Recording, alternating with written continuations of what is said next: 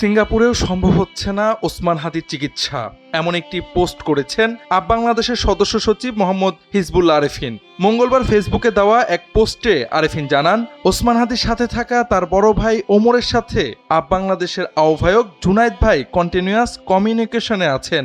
হাদির বর্তমান শারীরিক অবস্থায় যে ধরনের সফিস্টিকেটেড ট্রিটমেন্ট প্রয়োজন সেটা সিঙ্গাপুরেও সম্ভব নয় বলে তার পরিবার জানিয়েছেন। ইংল্যান্ডের কুইন এলিজাবেথ বার্মিংহামে হয়তো প্রত্যাশিত চিকিৎসা পাওয়া যেতে পারে, এজন্য হাসপাতালের পূর্বানুমতি নেওয়া সংক্রান্ত কিছু বিষয় আছে বলে আমরা শুনছি। আশা করছি সরকার দ্রুতই এই ব্যাপারগুলো নিশ্চিত করে হাদির যথাযথ চিকিৎসার ব্যবস্থা করবেন। দেশের সকল মানুষের দোয়াই এই মুহূর্তে আমাদের ভরসা।